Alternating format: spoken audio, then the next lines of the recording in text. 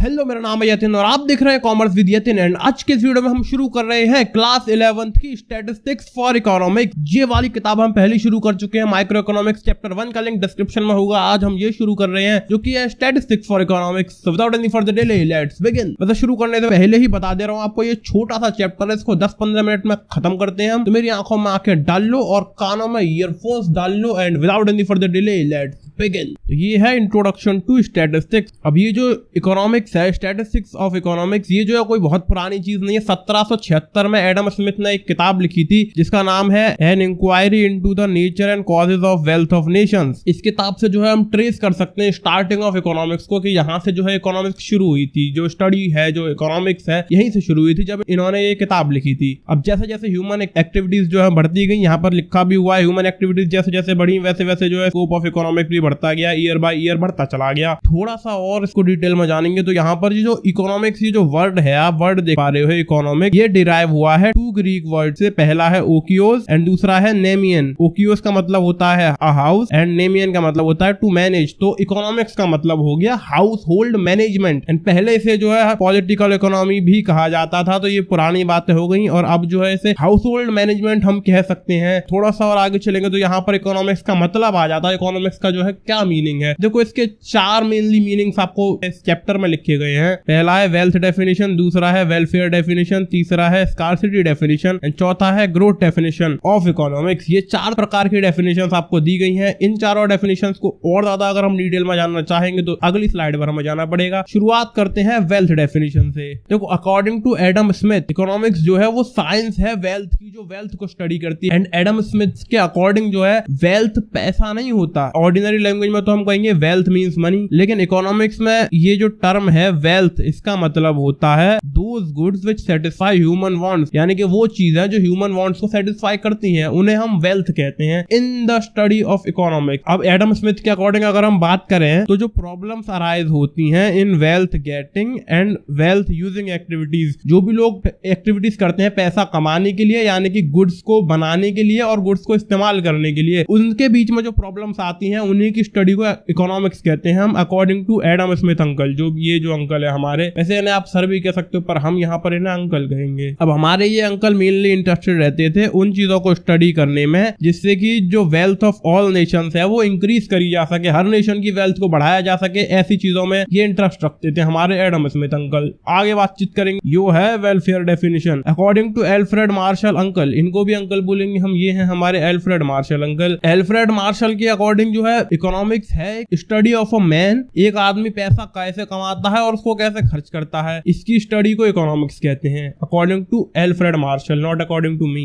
अब Alfred martial ने एक और चीज कही थी, तो जो primary objective and end of economics है वो है the promotion of material welfare, यानी कि मटेरियल वेलफेयर, लोगों के लिए गुड्स एंड सर्विसेज जो होती हैं, हम जिन सर्विसेज का, जिन गुड्स का फायदा लेते हैं, उस तरह की वेलफेयर को प्राइमरी ऑब्जेक्टिव कहा था इकोनॉमिक्स। अब होता क्या है वो आगे पता चल जाएगा, लेकिन इनने यही कहा था हमारे एल्फ्रेड मार्शल सर ने, सॉरी एल्फ्रेड मार्शल अंकल। आगे चलेंगे, तीसरे अंकल आएंगे जो कि हैं हमारे लियोनल रॉबिन्स। इन्होंने इसकी डेफिनेशन लिखी थी स्कार्सिटी डेफिनेशन ऑफ इकोनॉमिक्स। अब लियोनल रॉबिन्स के अकॉर्डिंग थी इकोनॉमिक्स एक साइंस जो कि स्टडी करती है, जो कि पेन चल जाए यार, जो कि स्टडी करती है human behaviour as a relationship between ends and scarce means which have alternative uses. और आसान भाषा में समझने की अगर हम इस चीज को कोशिश करेंगे तो इनकी डेफिनेशन जो है हमें सिर्फ 3 चीजें बताती थी, unlimited wants, scarcity of resources and alternative uses of resources. ये 3 प्रॉब्लम्स थी जो कि इनकी डेफिनेशन जो है डिफाइन करती थी, the scarcity definition of economics. आगे बढ़ेंगे, चौथे अंकल आ जाते हैं जो कि सबसे ज्यादा इंपॉर्टेंट है। इन्होंने इनकी डेफिनेशन बनाई थी इकोनॉमिक्स की ग्रोथ ओरिएंटेड डेफिनेशन। इनकी जो डेफिनेशन है उसी को आज के टाइम पर माना जाता है। इनने करी थी असली पते की बात, वो क्या करी थी उसे जान लेते हैं। ये अंकल है हमारे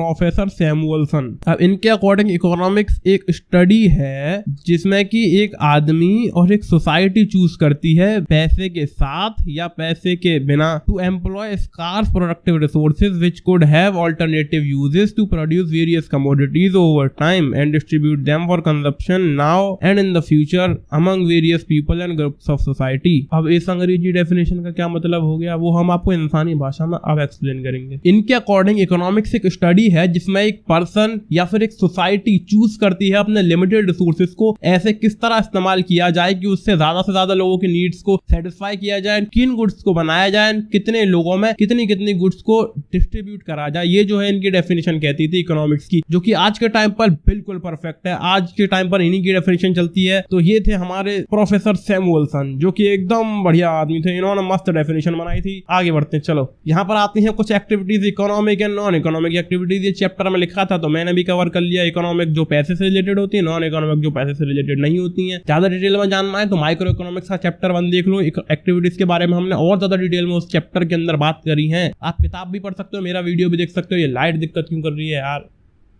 हाँ ठीक हो गई। यहाँ पर कुछ इंपॉर्टेंट टर्म्स ऑफ इकोनॉमिक्स आ जाते हैं, जो कि पहला है कंज्यूमर। कंज्यूमर वो होता है जो गुड्स एंड सर्विसेज का इस्तेमाल करता है अपनी वांट्स के सेटिस्फेक्शन के लिए। दूसरा आदमी होता है प्रोड्यूसर। प्रोड्यूसर वो होता है जो गुड्स एंड सर्विसेज को प्रोड्यूस करता है, यानी कि बनाता है प्रॉफिट कमाने के लिए, पैसा कमाने के लिए, इनकम जनरेट करने के लिए। तीसरा आता है सर्विस होल्डर। सर्विस होल्डर वो होता है जो किसी कंपनी के लिए, किसी ऑर्गेनाइजेशन के लिए काम करता है जिससे कि उसको पैसा मिले in the form of ways और सैलरी। एंड चौथा आदमी होता है सर्विस प्रोवाइडर, जो कि फीस के लिए काम करता है। For an example doctor, teacher, lawyer etcetera, ये लोग होते हैं सर्विस प्रोवाइडर। थोड़ा आगे चलेंगे, ये लास्ट टॉपिक है जो कि है सब्जेक्ट मैटर ऑफ इकोनॉमिक्स। अब यहाँ पे 5 पॉइंट्स हैं: consumption, production, exchange, distribution and public finance. Consumption के अंदर हम पढ़ते हैं वांट्स, उनका ओरिजिन, उनका नेचर एंड उनके कैरेक्टर्स एंड वो लॉज जो उनको गवर्न कर रहे हैं। यानी कि वांट्स क्या होते हैं, वो कहाँ से आते हैं, उनका नेचर क्या होता है, उनके कैरेक्टरिस्टिक्स क्या होते हैं, उनको कौन से लॉज गवर्न करती हैं, ये सब हम कंजप्शन के अंदर पढ़ते हैं। और प्रोडक्शन की अगर हम बात करेंगे, यहाँ पे हम पढ़ते हैं इसका मतलब, इसके बेसिक फीचर्स, इसके भी गवर्निंग लॉज। जो तीसरा पॉइंट है हमारा एक्सचेंज, जिसके अंदर हम पढ़ते हैं price determination through the forces of demand and supply. Demand and supply का हिसाब किताब लगा के प्रोडक्ट का प्राइस डिटर्मिनेशन, कौन सी चीज कितने रुपए की होगी, कितने रुपए में बिकेगी, ये चीज जो है डिफाइन करी जाती है डिमांड एंड सप्लाई को देखकर। अब यहाँ पर चौथा पॉइंट आ जाता है, वो है डिस्ट्रीब्यूशन, यानी distribution of production among factors of production, namely land, labour, capital and entrepreneur in the form of rent, wages, interest and profit. अब देखो हमारे फैक्टर्स ऑफ प्रोडक्शन 4 होते हैं, जिनमें पहला है लैंड, दूसरा है लेबर, तीसरा है कैपिटल एंड चौथा है एंटरप्रेन्योर। लैंड बोले तो वो जमीन जिसके ऊपर हम काम शुरू कर रहे हैं अपना। लेबर वो लोग जो उस जमीन के ऊपर काम करते हैं, जो हमारे लिए वर्क करते हैं। तीसरा आता है कैपिटल। कैपिटल बोले तो पैसा। और एंटरप्रेन्योर यानी कि उस पूरी कंपनी का, उस पूरे सिस्टम का मालिक, जो उसको पूरे को रन कर रहा होता है, उसी के ऑर्डर चलते हैं पूरे सिस्टम में। जो लेबर है वो भी उसी की बात मानती है, पैसे को भी वही मैनेज करता है, लैंड को भी जो है वही मैनेज करता है। अब ये डिस्ट्रीब्यूशन ऑफ प्रोडक्शन क्या है, यहाँ पर देखो 4 चीजें होती हैं: rent, wages, interest and profit. Rent बोले तो जमीन का जो हमें किराया देना होता है वो। वेजेस वो होती है जो हम लेबर को अपने पैसा देते हैं, सैलरी देते हैं। एंड इंटरेस्ट होता है वो जो हमें पैसे पर इंटरेस्ट मिलता है हमारे कैपिटल के ऊपर। एंड चौथा प्रॉफिट, जो कि है एक एंटरप्रेन्योर जो लास्ट में पैसा अर्न करता है, उसे हम कहते हैं प्रॉफिट। ये सब हम पढ़ते हैं डिस्ट्रीब्यूशन के अंदर। यहाँ पर लास्ट पॉइंट आ जाता है जो कि है पब्लिक फाइनेंस। यहाँ पे हम स्टडी करते हैं income and expenditure of the government. Public finance बोले तो जो गवर्नमेंट करती है पब्लिक के लिए काम, जो भी पैसा वैसा रहता है गवर्नमेंट के पास, गवर्नमेंट की इनकम एंड गवर्नमेंट का एक्सपेंडिचर, उनके खर्चे वगैरह, उन सबको हम स्टडी करते हैं पब्लिक फाइनेंस के अंदर। इसी के साथ आपका ये स्टैटिस्टिक्स फॉर इकोनॉमिक्स का चैप्टर 1 खत्म हो जाता है। आपका कोई भी डाउट है then please let me know in the comment section. तो like, share, comment, subscribe and bye bye.